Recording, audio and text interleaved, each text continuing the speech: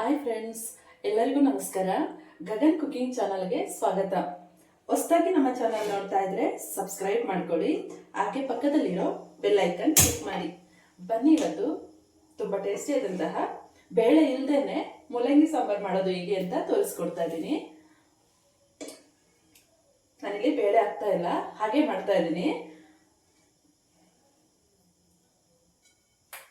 ಈಗ ನಾನಿಲ್ಲಿ ಮೂಲಂಗಿನ ಈ ರೀತಿ ಹೆಚ್ಕೊಂಡು ತೊಳೆದ್ಬಿಟ್ಟು ಇಟ್ಕೊಂಡಿದ್ದೀನಿ. ಈ ರೀತಿ ರೌಂಡಾಗಿ ಹೆಚ್ಕೊಂಡಿದ್ದೀನಿ.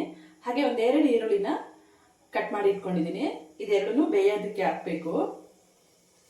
ನಾನಿಲ್ಲಿ ಒಂದು ಕುಕ್ಕರ್ ಪಾತ್ರೆ ಇಟ್ಕೊಂಡು ಮೂಲಂಗಿ ಮತ್ತು ಈರುಳ್ಳಿ ಬೇಯಕ್ಕೆ ಹಾಕೊಳ್ತಾ ಇದ್ದೀನಿ. ಹಾಗೆ ಸ್ವಲ್ಪ ಕರಿಬೇವು ಹಾಕೊಳ್ಬೇಕು ಬೇಯಬೇಕಾದ್ರೆ.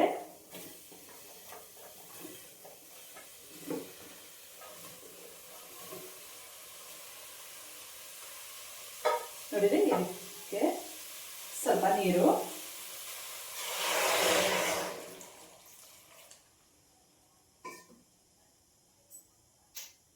ಸ್ವಲ್ಪ ಅರಿಶಿನ ಪುಡಿ ಹಾಕೊಳ್ತಾ ಇದ್ದೀನಿ.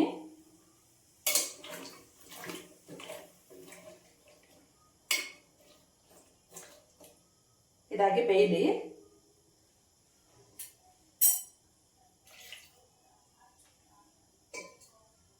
ಬೇಯಷ್ಟರಲ್ಲಿ ನಾವು ಮಸಾಲೆ ಏನೇನು ಬೇಕು ಅಂತ ನೋಡ್ಕೊಳ್ಳೋಣ. ನಾನಿಲ್ಲಿ ಒಂದು ಅರ್ಧ ಭಾಗದಷ್ಟು ಕಾಯಿ ತುರಿ ತಗೊಂಡಿದ್ದೀನಿ, ಕೊತ್ತಂಬರಿ ಸೊಪ್ಪು ಸ್ವಲ್ಪ, ಹುಣಸೆ ಹಣ್ಣು ಸ್ವಲ್ಪ, ಒಂದಿಷ್ಟು ದಪ್ಪ, ನೋಡಿ ಇಷ್ಟು ದಪ್ಪ ಹಾಕಿದ್ರೆ ಸಾಕು ಹುಣಸೆ ಹಣ್ಣು. ಜೀರಿಗೆ ಒಂದು ಸ್ಪೂನ್ ಅಷ್ಟು ಹಾಕೊಂಡಿದ್ದೀನಿ, ಚಿಕ್ಕ ಸ್ಪೂನ್ಗೆ 1 ಸ್ಪೂನು, ಅರಿಶಿನ ಪುಡಿ ಸ್ವಲ್ಪ, ಮತ್ತು ಸಾಂಬಾರ್ ಪೌಡ್ರ್ ಇದೆಯಲ್ಲ ಅದು ಸ್ವಲ್ಪ. ನಾನಿಲ್ಲಿ MTR ಸಾಂಬಾರ್ ಪೌಡ್ರ್ ತಗೊಂಡಿದ್ದೀನಿ, ಅದನ್ನು ಸ್ವಲ್ಪ ಹಾಕೊಳ್ತಾ ಇದ್ದೀನಿ. ಹಾಗೆ ಉರಿಗಡಲೆ 1 ಹಿಡಿಯಷ್ಟು ಉರಿಗಡಲೆ ಹಾಕೊಳ್ತಾ ಇದ್ದೀನಿ. ಬೆಳ್ಳುಳ್ಳಿ ಒಂದು 5ರಿಂದ 6 ಎಸ್ಲು ಹಾಕೊಳ್ತಾ ಇದ್ದೀನಿ. ಹಾಗೆ ಸ್ವಲ್ಪ ಹಿಂಗು ತಗೊಳ್ತಾ ಇದ್ದೀನಿ. ಇದೆಲ್ಲ ರುಬ್ಕೊಳ್ಳೋದಕ್ಕೆ. ಹಾಗೆ ನಾನಿಲ್ಲಿ 1-2 ಟೊಮೊಟೊ ಹಣ್ಣು ತಗೊಳ್ತಾ ಇದ್ದೀನಿ, ದಪ್ಪದ ಸೈಜ್ದು 1-2 ಟೊಮೊಟೊ ಹಣ್ಣು ತಗೊಳ್ತಾ ಇದ್ದೀನಿ. ಇದನ್ನು ರುಬ್ಕೊಳ್ಳೋದಕ್ಕೆ.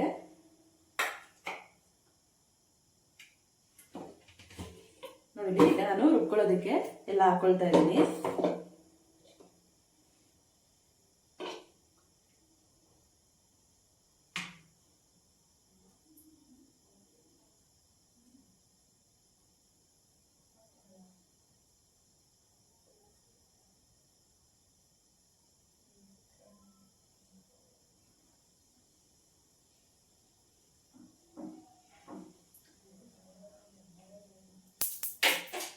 ನಾನಿಲ್ಲಿ ಒಂದಿಷ್ಟು ದಪ್ಪ ಹುಣಸೆ ಹಣ್ಣನ್ನ ತೊಳೆದ್ಬಿಟ್ಟು ತಗೊಳ್ತಾ ಇದ್ದೀನಿ ರುಬ್ಬೋದಕ್ಕೆ.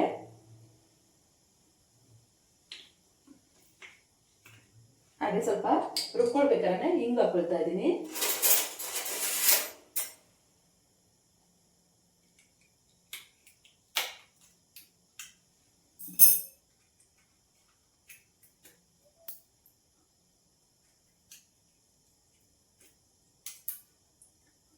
ನೋಡಿರಿ, ಇದರಲ್ಲಿ ಒಂದು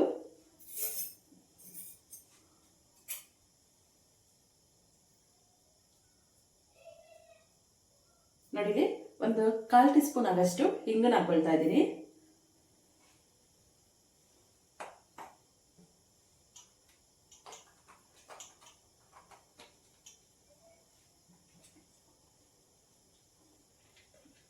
ಬೆಳ್ಳುಳ್ಳಿ 4 ದಪ್ಪ ಎಸ್ಲು 5ರಿಂದ 6 ಬೆಳ್ಳುಳ್ಳಿ ಹಾಕೋಬೇಕು.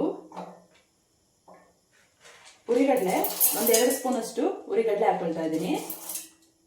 ಸ್ವಲ್ಪ ಕೊತ್ತಂಬರಿ ಸೊಪ್ಪು ಹಾಕೊಳ್ತಾ ಇದ್ದೀನಿ. ಕಾಯಿ ತುರಿ ಒಂದು ಅರ್ಧ ಭಾಗದಷ್ಟು ಹಾಕೊಳ್ತಾ ಇದ್ದೀನಿ.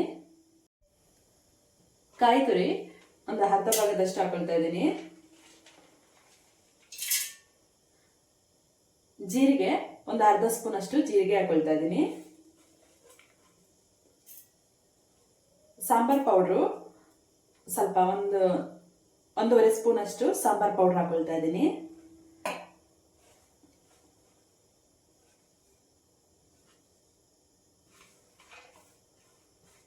ಇಷ್ಟನ್ನ ನೈಸಾಗಿ ರುಬ್ಕೊಳ್ಬೇಕು.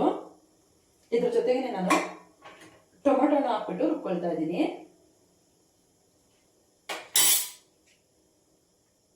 ಒಂದು 2 ಟೊಮೆಟೊ ಹಣ್ಣು ಈ ರೀತಿ ಸಣ್ಣ ಕಟ್ ಮಾಡ್ಕೊಂಡು ರುಬ್ಬಲಿಕ್ಕೆ ಹಾಕೊಳ್ತಾ ಇದ್ದೀನಿ.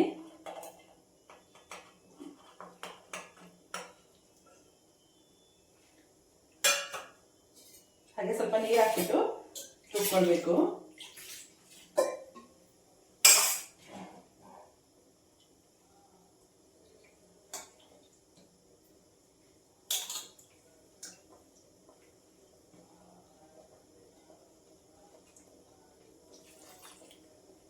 ಸ್ವಲ್ಪ ನೀರನ್ನು ಹಾಕೊಳ್ತಾ ಇದ್ದೀನಿ.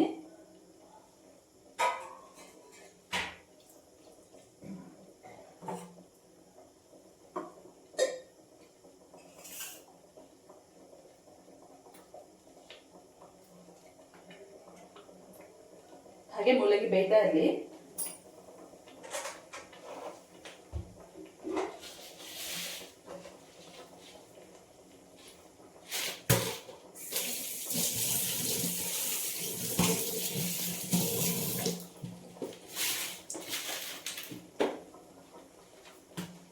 ನಾನಿಲ್ಲಿ ಹರಳುಪ್ಪಿದೆಯಲ್ಲ ಅದು 1 ಸ್ಪೂನ್ ಅಷ್ಟು ಹಾಕೊಳ್ತಾ ಇದ್ದೀನಿ. ಬೇಯಬೇಕಾದ್ರೆ ಮೂಲಂಗಿಗೆಲ್ಲ ಚೆನ್ನಾಗಿ ಉಪ್ಪಿಡಿಲಿ ಅಂತ ಈಗಲೇ ಹಾಕೊಳ್ತಾ ಇದ್ದೀನಿ.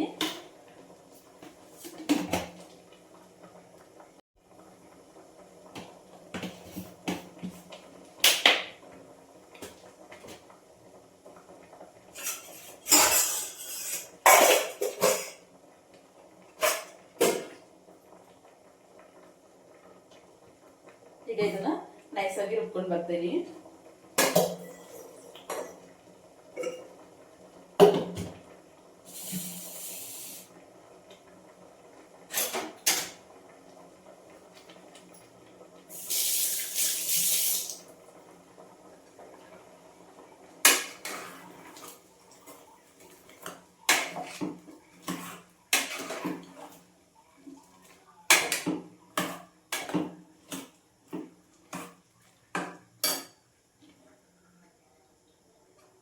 ಇದು ಸುಮಾರು ಒಂದು 4ರಿಂದ 5 ನಿಮಿಷ ಬೆಂದರೆ ಸಾಕು. ಹಾಗೆ ಬೇಯಿಸ್ಬೋದು. ಕುಕ್ಕರ್ ಮುಚ್ಚಳ ಹಾಕಿ 1 ವಿಷಲ್ ಹೊಡಿಸಿದ್ರೆ ತುಂಬಾ ಬೆಂದೋಗ್ಬಿಡುತ್ತೆ. ಅದಕ್ಕೆ ಹಾಗೆ ಪಾತ್ರೆನಲ್ಲೇ ಬೇಯಿಸ್ತಾ ಇದ್ದೀನಿ.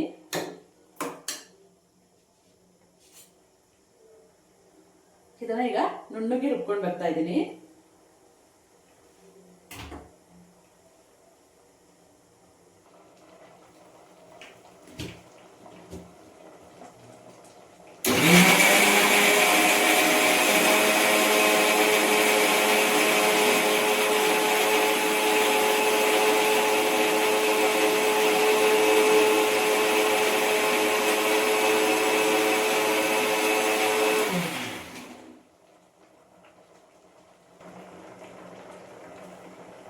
ಈಗ ನಾನಿಲ್ಲಿ ಮಸಾಲೆ ನೈಸಾಗಿ ರುಬ್ಬಿದಾಗಿದೆ. ಫುಲ್ ನೈಸಾಗಿ ರುಬ್ಬಿದ್ದೀನಿ. ಇದಕ್ಕೆ ನಾನು ರುಬ್ಬೇಕಾದ್ರೆ ಅಚ್ಕಾರದ ಪುಡಿ 1 ಸ್ಪೂನ್ ಹಾಕೊಂಡು ರುಬ್ಕೊಂಡೆ. ನಿಮಗೆ ತೋರಿಸ್ಲಿಲ್ಲ, ಅದಕ್ಕೆ ಈಗ ಹೇಳ್ತಾ ಇದ್ದೀನಿ. ಅಚ್ಕಾರದ ಪುಡಿ 1 ಸ್ಪೂನ್ ಹಾಕೊಂಡು ರುಬ್ಕೊಂಡಿದ್ದೀನಿ.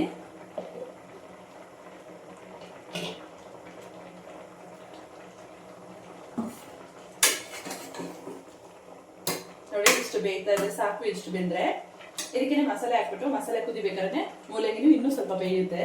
ಅದಕ್ಕೆ ಈಗಲೇ ಮಸಾಲೆ ಹಾಕೊಳ್ತಾ ಇದ್ದೀನಿ.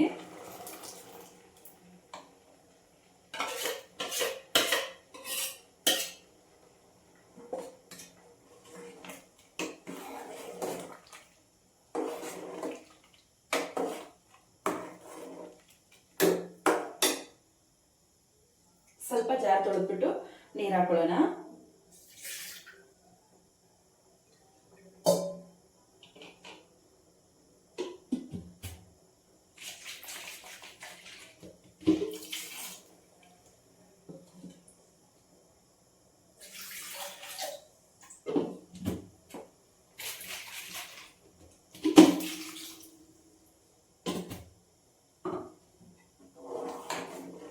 ಈಗ ಇದೊಂದು 6-7 ನಿಮಿಷ ಚೆನ್ನಾಗಿ ಕುದಿ ಬಂದ್ರೆ ಬೇಳೆ ಇಲ್ಲದೇನೆ ಮೂಲಂಗಿ ಸಾಂಬಾರು ರೆಡಿ ಆಗುತ್ತೆ.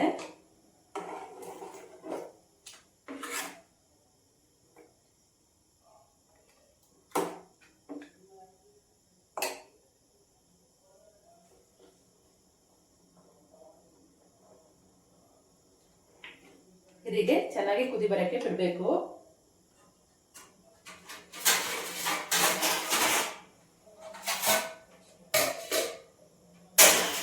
ಮುಚ್ಚಿಟ್ಟು ಒಂದು 5ರಿಂದ 6 ನಿಮಿಷ ಚೆನ್ನಾಗಿ ಕುದಿ ಬಂದರೆ ಸಾಂಬಾರು ರೆಡಿ ಆಗುತ್ತೆ.